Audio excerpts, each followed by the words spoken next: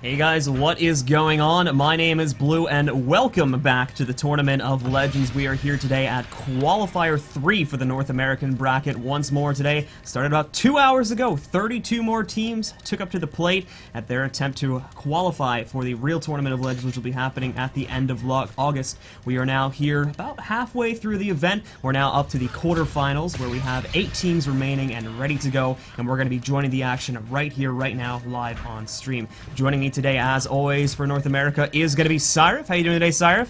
Doing great, man. It's great to finally be back after about 2 weeks of travel. Indeed. Big shout out to the DPS guys for picking up what we dropped last weekend when we couldn't be around. Personally, I was off in San Diego Comic-Con, which was an amazing event. And I'm just really excited to see who progresses today from qualifier number 3 on the North American region.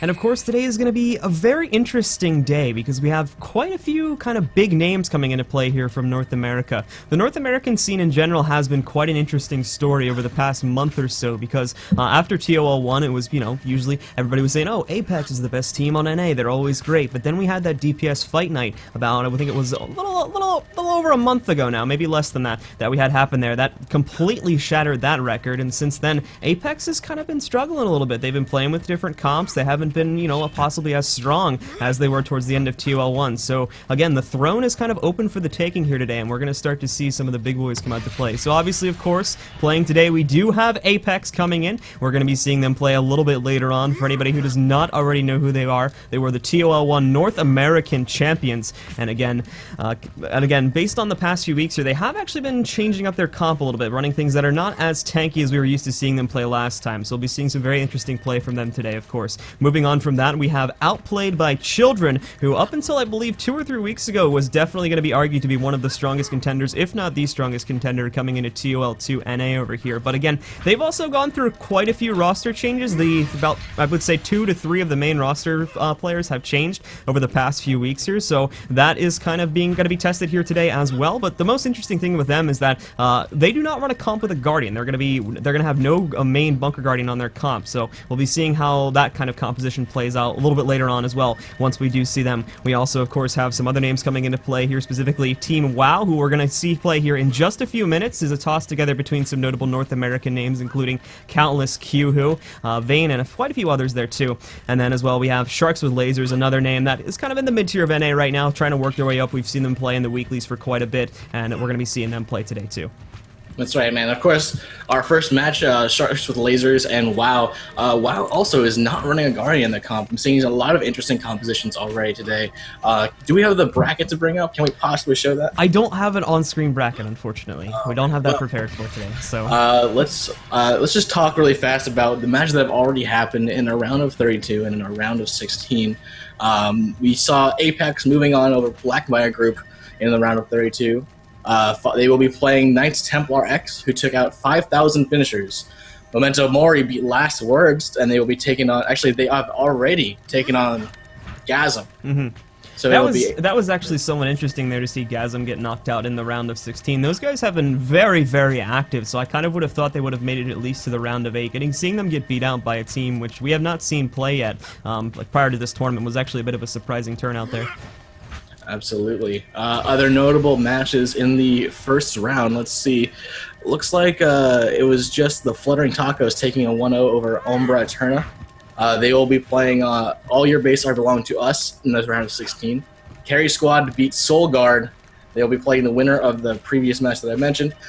Modified Soul Society took on Woo Hee Hee Bar in round of 16, and they actually lost. So Woo Hee Hee Bar will be taking on Outplayed by Children, and then they will be meeting up in the semifinals. So the winner of that match will be able to say finals of the winner of Carry Squad, and either All Your Base Are Belong to Us or the Fluttering Tacos.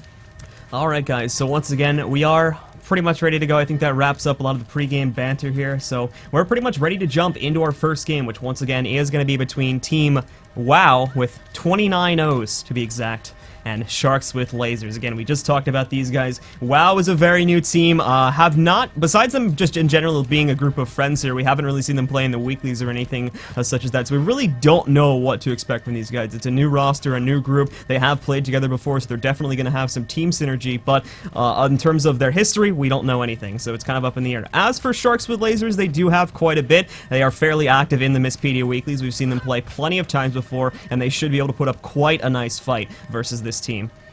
I'm really excited to see how this works out, especially for WoW. This 29 North O is a bet.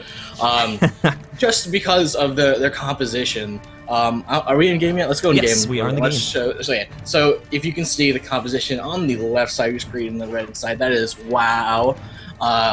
Q-Who, or Falco over here, is their Shatter Mesmer, but we also see Countless. He's running a very interesting Mesmer build, a very non-traditional Mesmer build.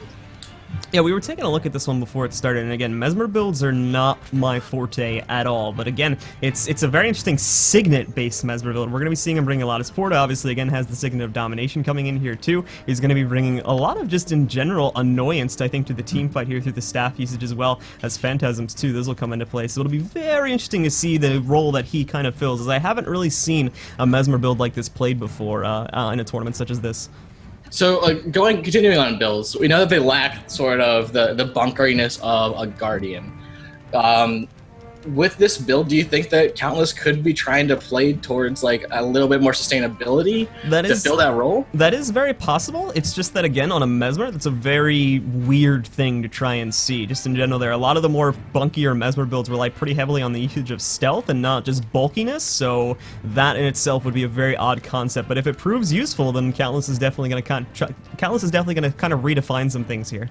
Yeah, well, let's see if he does that. Of course, on this team there's also Q-Who, which we mentioned, running that standard, Mesmer Shatter build, staff, great sword.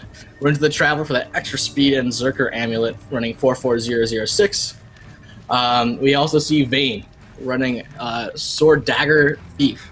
Yeah, and Vayne's build over here is going to be more utilitarian than what we're usually used to on a Thief. We've seen this build come into play a lot. I think he's trolling us with the Amulet at the moment. Pretty sure he's not going to run with the Magi Amulet. That'll get swapped out to Zerkers when the game starts. But again, the SD build, not so much damage compared to like a big DP burst build or even another SD build with a 26006 trait split. It's going to have a little bit less damage, but it'll have a lot more utility through him going into the acrobatics line here. He's going to be much more versatile. He'll have a lot more dodges, and he'll be a much more annoying target to kill there as well. And all throughout the team fight, he's going to be making himself more and more powerful, somewhat like a carry if you're used to other MOBA games. Through the usage of the Rune of Strength, he'll be getting a lot of buffs, and that'll make him more and more powerful as the fight continues on. Alright, then continuing on, we just see their enemy, who, he's got a staff on right now, but if we look at his traits, he's not running Blasting Staff. Actually, he just dropped. He just dropped from us here. Oh, what? It might have, to be completely honest, we've had them in the server for about 20 minutes now, so if he disconnected to an activity, I would not be surprised. Yeah, that might have happened. Continuing on, Necro from this team, Zirama running Staff, Scepter, Dagger. And this is your typical Condi Necro here. No surprises coming out of Zeramis once more with the Staff as well as Scepter Dagger. It's, like I said, it's your basic Condi Necro.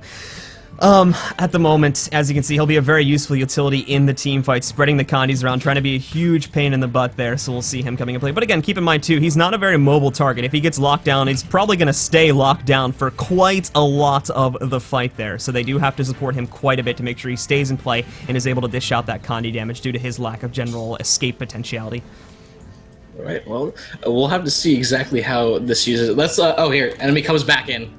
Let's go look at enemy's build here as we sort of wrap up WoW. He's running 00446, but he's not running Blasting Staff, which tells us, Blue, that he's probably going to be playing DD.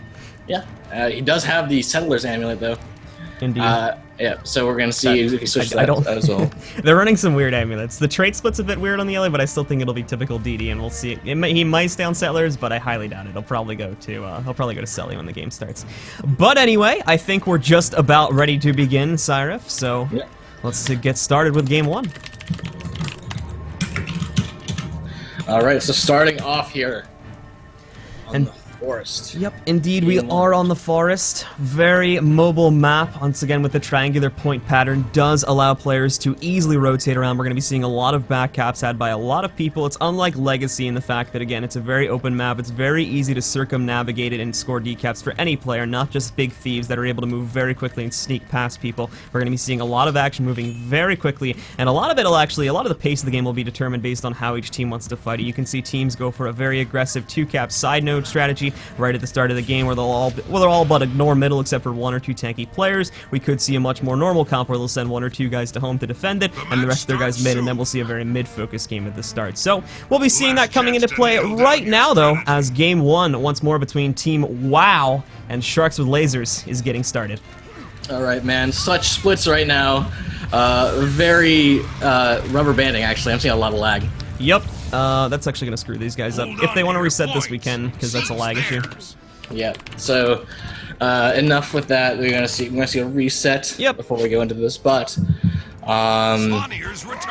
it looked like they were gonna actually start. I'm talking about WoW right now. Team WoW was going to actually stack up in the center and split off, which is really great for sharing all of those boons in the very beginning.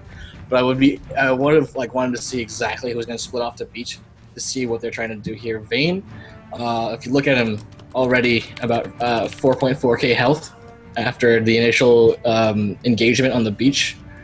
Not exactly sure if that's what he wanted to do coming through here. We'll see if he repeats it again. Obviously, again, I think like the lag the lag there kind of just stopped everyone in their tracks. Everybody just kind of halted there. So we're just reloading into the map right now, though, guys, and we'll get started. That's a pretty common bug that happens at the start of games where there'll be, for whatever reason, like a positioning error, and it'll cause people to rubber band all around the spawn. Teams rely pretty heavily on the open game buffs, as Cyrus was just explaining, to get swiftness and possibly might for their opening engagements. So getting screwed out of that by lag is a pretty big issue. So we tend to usually reset the game if that happens.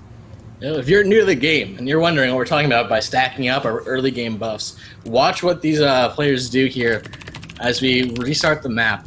You'll see lots of fields going down, lots of finishers, blasts, leaps, and such going through, and that just adds boons to especially swiftness, which will help you get on points faster, which is all about, early game, all about shaving those seconds off to getting to point, all about getting into the correct positioning for engagements. The race to mid is always a pretty big deal there too, especially if you do have a Guardian on their team. Now granted, again, red team doesn't actually have one here, but for team comps that are like Sharks this here that have a Guardian there, getting onto the midpoint, especially this map, can actually be a pretty big thing if you're running a staff on your Guardian, because he can kind of rush forward, head over here to mid, and then throw down a line of warding, which can possibly deny one or two players from getting onto the point and get you anywhere from about like 25 to 30% of the cap, actually cap before your opponents can get onto the point to contest that.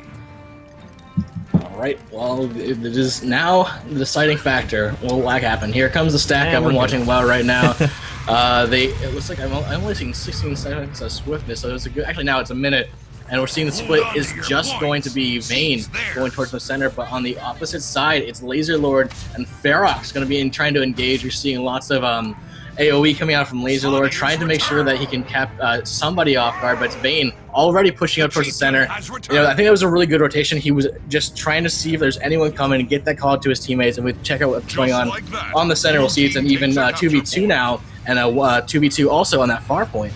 And meanwhile, over here on mid, you've got moves holding on here. Enemy is going to be kind of acting as the bunker. We actually do have to correct ourselves. Enemy is on staff alley. So again, with that in play, Enemy's definitely going to be acting as the primary bunker for this team to correct what we were talking about there earlier. So with him taking that role here, we're going to see how things go. So far, though, it seems to be a very good amount of damage being focused onto moves. Moves forced to throw down the LOW here on the way out, and we're going to see a lot of pressure being put on the Sharks here at the opener. Laser Sharks are actually... They're kind of feeling it. They did get their home point, and I like that they were incredibly aggressive, sending too far, and then having the rotation go the way it was. But it looks to sort of be against their favor in the middle fight. But now, as I say that, of course, Moves will get the Empower off, heal himself up, and he does still have the cooldowns on Hold the Line. We're going to see Save Yourselves coming off cooldown as well. It's additional boons that he can use to clear all those condies out. He is running the EU meta, if I believe. I looked at his build before the game. It is the 01661 build. So this is incredibly good for the team fights here. And back over here at mid once more. We did see just a few seconds ago, missed it on the camera unfortunately, but with ZeroMiss getting knocked out of play, back over here once more, him getting eliminated is going to be a pretty big kind of tell for blue team winning that mid fight. He's a pretty big part of it, and with him getting knocked out, unfortunately, there was definitely, to note for a second here, some very good synergy going on, I believe, there between QWho and Enemy, but unfortunately, they were not able to give enough defense over to ZeroMiss to the point where they would be able to keep that team fight rolling long enough, and because of that, everything unfortunately just fell apart. And we also had the smaller fight happening at Mine. That too did not really end up going into their favor. Red Team Countless, as well as I believe it was Countless and Vayne specifically, were doing a pretty nice job, but that kind of fell down over time there too. That's right. Ferox is kind of just running rampant over here with moves. Now that they've transitioned their Guardian to the team fight over on that far point, they should feel a little secure, but they will probably end up taking this fight to the middle as we go forward. ZeroMiss is trying to join Lazerrs over here, Lord, I guess, as they kind of cycle into the mid. On the other side of middle, you will see Vayne coming to the opposite side. However, if we hop over to Henji, we'll see the 2-cap recaptured here as QWho has been forced off the point by Ramtev and Baconmon. So the real issue at the moment that I'm noticing here at this, just that WoW's rotations are not in play. The WoW's rotations are just not very good here at the moment. They're unfortunately very delayed with getting their player to the correct points, and as well, when they do get those players to those points, they usually have kind of the wrong people there. Blue team gets like hard counter to the point, it's not good. Like meanwhile, over here at the Henge, you've got QWho fighting Baconmon. Now in an elongated fight, QWho can probably end up winning this out, but unfortunately with Baconmon, or actually no, apologies though, there was a warrior here, but he boomed out there too, so there is a chance that QWho can actually win versus Baconmon, but at the same time, Baconmon kind of the same scenario. He's going to have a lot more on-point pressure, and there's very little chance that QWho will actually be able to make a successful decap based on the on-point pressure. Yeah, just this Dagger Dally is so Dagger Ellie. Dagger guys. DD Ellie has just a lot of poke when you get very close to someone, so this kind of limits QWho's ability to stand very close to him on the point and actually skirmish for that. He's forced to go off node, play a very long game, which right now that is not what WoW needs to fight for. They need to get quick caps and they need to turn this game around, which unfortunately, or at least over here at the Henge, they're not going to be able to do. Let's jump over in the mid fight though, Blue, as that's sort of where the rest of the action is going on. Zerma in that Death Shroud form trying to steal life from everybody else, but it's Rantab that's going to try and chase him down. He's already almost out of that Death Shroud. Everyone from Red seems to be going over towards this right side staircase, trying to res up Zermas, but the stomp does not go through. The SR saves him, and that's good teamwork from them. Able to drop down Ferox, but Ferox is also stealth just for the meantime. But no, Ferox and Rantab are down, and Ferox will die out. Zerma coming in for the stomp. Very well played here once again by WoW. You got to keep in mind how risky, just in general here, their team composition is because of the fact that they don't really have any heavy armored players. They don't have any guys with a lot of toughness or anything like that. So when players go down into stomp territory, when they need to go for reses or just in stomps in general there, they really don't have a lot of guys that can do that due to the fact that they can't really sit there and tank all that damage. They've relied very heavily on making sure they get adequate corpse cleave off, as well as just in general making sure their guys don't go down as well. And in that team fight, they did a very excellent job of that. I think that this is really well recovery for WoW here. They're doing a great job. The thing to keep in mind though is that it took them a really long time to get to this point. Yeah. So obviously by the score marks here, they still have quite a bit of ground to make up, and Sharks with Lazerrs has quite a bit of wiggle room here to try and swing things back into their favor too. So Red Team is definitely doing a nice job right now, but back over here, as we just saw, Svanir actually got stolen once more by Sharks with Lazerrs. Specifically, I think Fair's the one who managed to pull that off, so he's going to be taking that. He'll retreat back over here to mid, and he'll be fighting with his team once more. Yeah, we're going to see an Ellie on Ellie fight here. Staff versus DD in the middle. The decap goes off for Baconmon. Vayne's going to come up to try and support his teammate here. Which actually, yeah, we are seeing plenty of stuff going down here in the middle fight. Water's coming out for the heal. Now it's a 2v2 as Ramtev comes in. The additional, with the Ellies in the center here, who do you like better? Having a thief or having a warrior here? Oh, warrior, definitely. Yeah. Warrior definitely, because you got to keep in mind Baconmon again I think is playing, Baconmon is playing DD here at the moment again, so he can hold his own for a very long time, even against things like a Thief there, but with Ramtev coming into play, that's going to completely deny the Thief of the extra pressure he's trying to put onto the point here, and he's just in general going to cause havoc. It's excellent kills for Baconmon, and it's going to give Baconmon the time he needs to knock out Enemy. Wait, Enemy's, I don't know if you said this earlier, but Enemy's running Dagger Focus. Is he? Yeah. No way. Yeah, he is. Look at it. Wow, I'm an idiot. That's my bad, guys. So actually, two down over here, bottom mid. Vayne and Enemy taking it into the down save. Baconmon, and I'll just look at all the DPS going down here. They're not going to even save for the stomp. They're just going to drop them. Let Vayne sort of just bleed out here. I don't think he'll be able to do anything, and yep, there it is. There's the final kill there. So, looking at the points, Bloom, Kyuhu is actually capping up Henge. He's going to have to deal with Rantev very soon. Mine is unlocked from the red side. Countless Portal is there. pop, though. Where do we see that coming out? Countless coming That's out from back over here towards mine. Mid and mine, yeah. So to talk about the fights we currently have going on and in general how things should go, back over here again, you've got Rantev. Rantev has we never actually checked blue team build, so I just have to confirm this very quickly. But yeah, Rantev's actually playing a very stun heavy build here, but still again with the hammer on point here, it is going to kind of scare off Kyuhu by quite a bit, and obviously again with Ferox coming in, that'll help that out as well. But Rantev again with all that on point pressure from the hammer, it's kind of the same scenario as before with the DDL. He can't stand on the point versus that, so he's going to be forced into a very long drawn out fight, which again is just something that WoW can't play at the moment. That's right, man. Now, WoW really needs to tighten up. And the same thing also goes for Sharks with Lazerrs, by the way. They are seeming to get a little sloppy with their fights here. They have resecured a 2-cap, so it looks like they're coming back into this. But they kind of were losing those team fights and those side skirmishes just far too often for a team that was so strong in the very beginning. Yeah. Again, as we saw there, like I said, blue team took a huge advantage at the beginning, and we saw red team start to rally back. They had a very good team fight going into the mid-course of this game, but now things are starting to wrap back around once more. There's a lot of road kills I'm noticing here in favor of Sharks with Lazerrs. They're scoring a lot of kills in the road. You can see here that red team is trying their best to rally their efforts, but it's a very slow process, and the slow process is really what's killing them here at the moment. They're forced to fight a very slow game versus this much more normal team comp on the side of Sharks with Lazerrs, and it just unfortunately is going to lead to a scenario to where I think WoW unfortunately won't be able to come back. They can definitely win some more fights, but it's taking them way too long to win those fights, and because of that, it'll end up with Sharks with Lazerrs winning regardless, in my opinion. They need to split themselves up, and they need to be getting kills quicker, but I'm not entirely sure if they're going to be able to pull that off. Hey, I think I agree with you with 400 points down to 160. In favor of the side of Sharks with Lazerrs, I think we're going to be going to a Game 2 with a 1-0 lead to Sharks with Lazerrs on their freaking foreheads, man. Freaking Sharks with freaking Lazerrs. So, in the middle fight, we are seeing... not only is it taking forever for WoW to really get kills, they actually just aren't getting kills. Well, again, a lot of that because, like I was talking about earlier, they don't really have any bulky players. They don't have any guys besides possibly Enemy, and even Enemy's a light armored character, so he doesn't have a lot of toughness or anything like that. They really can't stand on point for super duper long amounts of time. They have to watch out. They have to kind of trade out, and unfortunately, that recipe is not really working here at the moment when you're going up things like hammer mace shield that we're seeing played by Rantev here at the moment. You can see that again, like we just saw here at the mine. When they catch them off guard and when they catch them in outnumbered scenarios, they can lock them down very easily. It's just that when the entire combination of Sharks with Lazerrs is thrown together in a large team fight, they can't really do anything about that because they're all just so squishy. Absolutely, man. It looks like... Hold on. Yes? I hear screaming in my apartment building.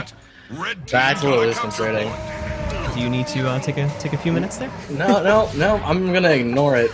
Alrighty. And hope that no one dies. Unlike WoW, which is sort of lost this first game. So figuratively, they have died the first time around. But yeah, Sharks with Lazerrs again here did very well in round one. Played it very well to their strengths, abused the weaknesses of WoW, and I mean, like I said, it's just your basic game there. Going into Game 2 now, as we'll be moving on to Legacy in just a few moments. To be completely honest, WoW is going to run into some trouble. I'm not too confident in their ability to pull back in Game 2. Yeah, I mean, even they have mobility going for them with like Countless's portal. But at the same time, like the other team has Lord on Thief. They're all fairly tanky individuals. Again, you've got Baconmon, you've got Moves, and you've got Rantev, who can all take at least a 2, possibly 3v1 for 30 seconds or more, even if he gets caught out on their own there. So with that said, it's going to increase TTK on the side of the red team exponentially, regardless of the scenario there. So with that said, and as we're now going on to Legacy, where a lot of it is going to be focused on the initial middle fight, WoW is going to run into a lot of trouble establishing even a foothold at the start of this game, I feel. So they're really going to have to pull themselves together, find a really unorthodox strategy, and pray that it works against this team, to be completely honest. Yeah. When you're running a composition that is so like out of left field, your strategies kind of have to match. You have to play to your strengths, obviously, but you gotta, like, if you're gonna innovate, don't innovate halfway. Innovate whole way, you know? Go all the way, you guys. Let's see. Let's shout out to all the people in chat, including Baby Zero, Moloch Dude. Hi Pearl, it's good to see you all again.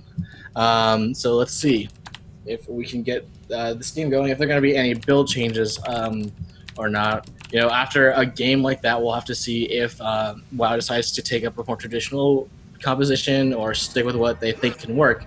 And I honestly, I'm going to go full Jebro and encourage them to stick with what they're doing right now, because I like seeing this new stuff. If it doesn't work, it doesn't work though. So maybe find a new way to play it, and maybe it's the map, maybe it's whatever. But I think that, you know, we may see something brand new out of WoW. All right, so once again here, guys, heading into the game cameras, we are now on Legacy of the Qualifier. As we did not go over it before, we're going to take a very quick look at the Sharks with Lazerrs team comp. Fairly normal team composition here, nothing too out of the ordinary from these guys. We've got Moves again playing a fairly typical bunker guard, running with the AH build, so he's going to be a little bit more focused on self-survivability, which is good due to the lockdown factor that's available over here on the red team. Ferox will be playing a standard Shatter Mesmer, lots of burst, but fairly dependent on positioning if he is not paying attention there, so he does have to be careful, especially once again against the team that we have over here on the red side, to make sure that he himself does not end up getting locked down. Rantab over here playing a somewhat interesting warrior build with mace, shield, as well as hammer. I'll run that with a Valkyrie's amulet and runes of the Hulbrecht, kind of the defensive strength runes there, as well as the traits being 20606, so he'll be a fairly formidable opponent on side node fights. Won't be, I believe, as annoying on mid due to the lack of a longbow factor coming into play here, but he can still, like we saw in the last game there, if he gets into 1v1s on side nodes, he's still going to be a huge pain in the butt for the majority of the red team to deal with. Lazerlord, of course, over here playing Thief once more, 20066, pretty much the same exact build that we saw Vayne playing, so once more kind of taking the utilitarian approach to the Thief, just poking, slowly whittling the opponents down instead of actually just going for direct burst like we see with a lot of other builds. And then last but not least, we have Baconmon on Ellie, who will be playing, I believe, DD when the game begins, and that's the typical build that we see pretty much every Ellie play at the moment, with 00266 and Celestial Amulet. You know what the biggest question is for this match? What is it? The biggest question is if Vayne actually did say on the Magi Amulet, which he did not. No. No, he didn't. I can predict the future on that one. He did not. If he did, then yeah, that explained why they lost, to be honest. No, he went full Zerker, and we're gonna see if we're gonna. Okay, let's look at the stack. Let's see exactly what the stack is going on here. We're gonna see on Vayne 35 seconds of swiftness, but on everyone else about the same.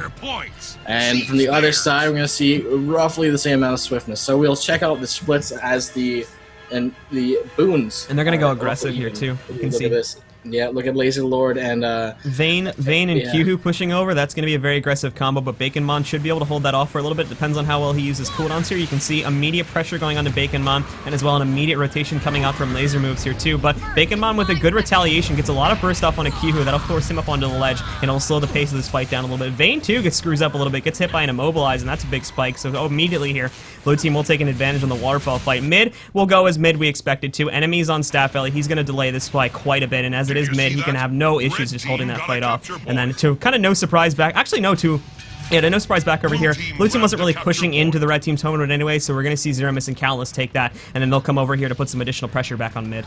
I saw something really interesting from Zeramis Blue. I don't know if you saw it off the immediate splits, but Zeramis hung back in that little alcove behind, between the red base and that there's always the potential for Ferox and Lazerlord with the Thief and Mesmer combo to kind of rush over to far. So usually, again, you want to keep those guys back, and to keep in mind how crucial Zeramis is to the middle fight there as well. It's a good idea to just have him +1 the home fight anyway, because if he's a late addition to the mid fight, if there's a lack of communication from Sharks for any reason on mid, then you can kind of surprise, come into mid there and just load everyone up with Condis. And again, if he's running with Epidemic or something, he's not, granted, but if he's running with Epidemic or something, he could just completely end the team fight in a few seconds if they're not paying attention.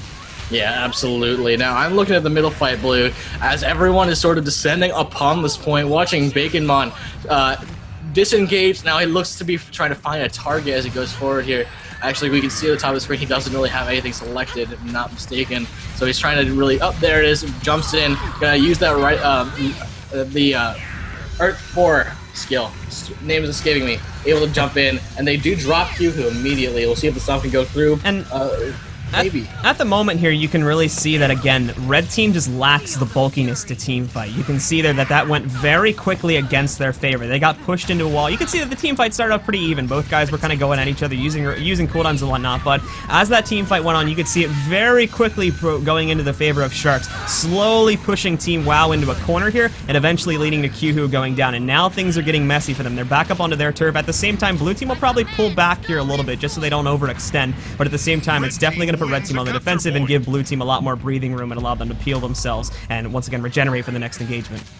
That's right. Now, if you're looking at the points, you saw middle get captured all the way by blue team. However, their home node was decapped. We are seeing BaconMon now descending upon the quarry point, and he will get the decap off. I'll just see if he gets the full capture before anyone comes up here. Enemy trying to ride the lightning over to him, and he's not going to opt for just the decap. As oh no, he and Lord engage on enemy. Gonna try and knock him down. We're seeing Zerus come to support his teammate here.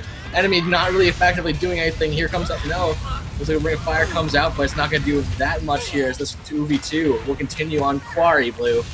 You hit BaconMon coming in there. I almost panicked off the miss for him, to be completely honest there, but did have to pop that once more regardless. As you can see here, enemy trying to keep himself up and alive. He does get more reinforcements coming into play, but once again, red team is going to be forced to go for a very close quarters retreat here, as almost all of their guys are now back over here towards their home node. And this, once again, is getting to a point now where red team can kind of start to control the movements of Team WoW, which is an extremely bad thing. You never want to get to a point in the game where your opponents are controlling where you're going. If that happens, you need to change that up. You need to do something incredibly risky very quickly and pray that it ends up working, or to be completely honest, the game might be over.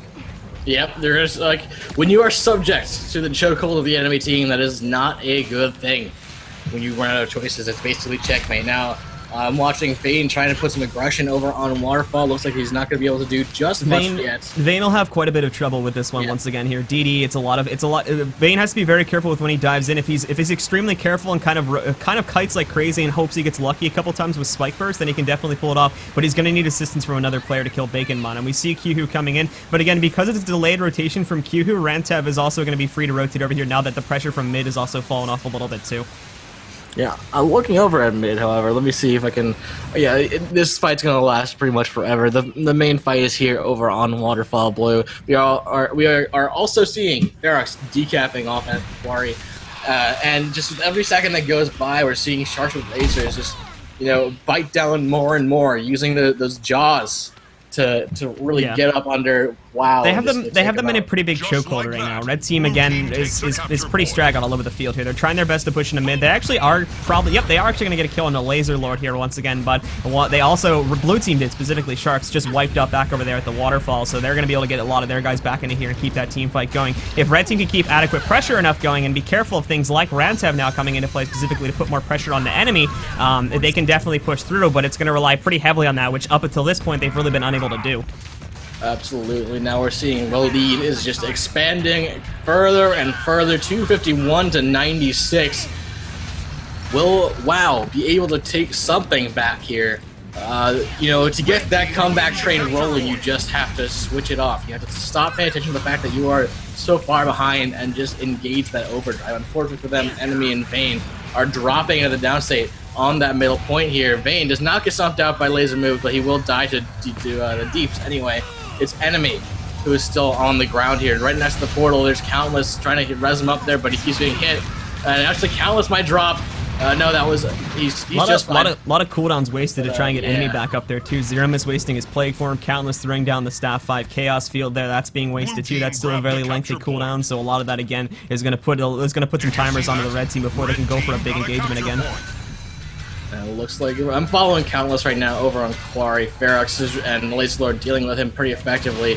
He's going to have a very, very tough time trying to get the decap off here, but he is trying to get Ferox actually did end up screwing up there a little bit, though. Vayne connected a nice amount of damage onto him and managed to lock him down, and good! Nicely done here. Countless coming in with the Chaos Field once more. That'll lock down Ferox. He's not notable yet, but there we go. Just popped out of stealth, and now they should be able to knock him out. And let's hope again. Now they have the chance to snowball this, as Lazerlord's under some pressure here, too. And there you go. Nicely done by Vayne. Comes in, snipes him out. He does move away, usage of the Shadow Escape to get out of there, but nice execution on the stomp. Still manages to connect that. Excellently played there by Vayne once more, and this is where they could take an advantage, but look at the score. They've got a lot of ground to make up, and they actually might be spreading themselves out here. They're going to go for a full 3 cap push here at the moment. they kind of need it. They're down 200 points with about 8 minutes left on the clock right now. Zirma and Enemy trying to do work in the middle point here, taking a 2v2 against Baconmon. Laser moves. Here comes Countless, though. Already pops a Signet, and that's going to be his Signet of domination to try and get some Connies in. Really, will this fight end up in the favor of WoW, though? As we see, who is coming in here? I think that is it's Moves, Baconmon, and now Ferox has joined this fight. I'm liking how it looks for Sharks with Lasers. They have, so some things to note here is the fact that, again, Sharks with Lasers is always going to look good on mid because of what we talked about before, and the fact that Red Team really cannot commit to a team fight that's like longer than a minute and a half, to be completely honest. They don't have a tank that can hold it for them.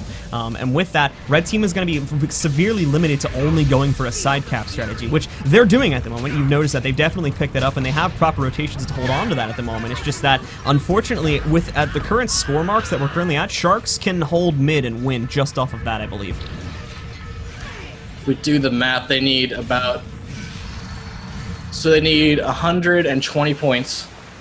It's 120 seconds. They can still rush Lord, too, to keep that in mind, as the Lord's still a factor to come into play here. But there's just so much that WoW needs to pull off correctly to come back that, at the moment, it's an extremely unlikely scenario. Alright, well, yes, you know, I think extremely unlikely is also kind of, I don't know, we've seen worse matches, but the comeback is going to have to be, like, incredibly real. Like, immeasurably tangible. We have seen it before, but based on the comp, I mean, like, again, they, like I said, due to their inability to kind of fight over at mid, especially on this map, it's going to be very hard for them just based on that in itself. So I'm not too confident, but like I said, we'll have to wait and see. We'll have to find out indeed, as 411 points are up on the board for the side of Sharks with Lasers. Ferox goes down, though. Laser moves, comes down for the res off that the Shield of Absorption. And we will see that Moves is actually forced away from the downed body of Ferox. So much red is just on top of him. A lot of DPS coming up from Countless right now. Moves having trouble now that his teammate is gone. And the way that Red Team comes back, if they do it, is right here, right now on Moves. They take out Moves, they take out the middle point, they have a much larger chance. Blue team is actually severely misrotated back over here towards the waterfall, in my opinion. You've got a 3-on-2 over here. They really don't need to fight that. You've got 2 light armored players. You really only need Baconmon as well as Rantab over here to be able to fight that confidently. Having the third guy there was pretty much an excess. They really had to get Laserlord back to mid to assist. He has done that now, but again, the damage has already been done, and as you can see, Moobs now in the down state. Thankfully, Lord will have an SR to save him, but no! Moobs screws up and uses Wave of Light for some reason. So with that said, Countless will execute the stomp. That's incredibly unfortunate for him, as we are seeing Ferox. He's the last person standing from the blue side in the middle, but over we see the Lord taking out that quarry, and this might actually be it. Without that income, they need to, with the amount of time left on the board, it is impossible, I would say, for them to come back. Yep, there's only 5 minutes left now. Granted, here back at mid, you've got Lord coming in. He's might be able to save Ferox. Again, Countless actually is a pretty nice amount of cleave coming into play from his illusions and whatnot, so might stop him. But yep, now there we go. We've got Moves coming into play. They've got their bunker reapplied, so they've just got to turtle this for the last 30 points, and Sharks should have this easily and move on to the qualifying rounds. Yep. Sharks will definitely continue on to the round of 4. We've been moving on to the qualifying rounds. Yeah. Yeah. Yes. Alright guys, so once again, we are going to be probably seeing the end of this set in just a few moments, but we've got plenty more action. 4 more games coming up for you still today. We're going to be going to in just a little bit. We're going to be taking a look at 2 new teams. It'll end up being Carry Squad versus All Your Base R Belong to Us. Don't forget as well, we have the 2 other games going on that we're not showing on stream.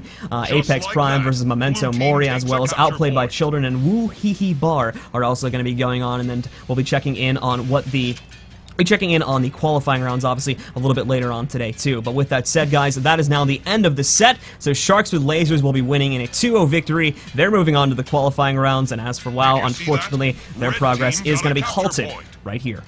That's right, man. Of course, really fast. I really liked what we saw from Lasers. Lasers with Sharks. Sharks with Lasers. Rotationally, they're very strong in the beginnings of both games. However, they did allow themselves to get a little sloppy. So I'll just see if that continues as we go forward. But I do believe it's time for commercial break, if I'm not mistaken, Blue. Yep, longest break today, guys. It's going to be a little bit longer just because we are understaffed at the moment. One of our admins had some family emergencies this weekend, so it's just Oren and I running the cup again. But we'll be taking about a 10-minute break, and when we do come back, we're going to be bringing you, once again, it'll end up being Carry Squad versus All Your Base Are Belong to Us. Stick around, guys, for more of ToL Qualifier 3 North America.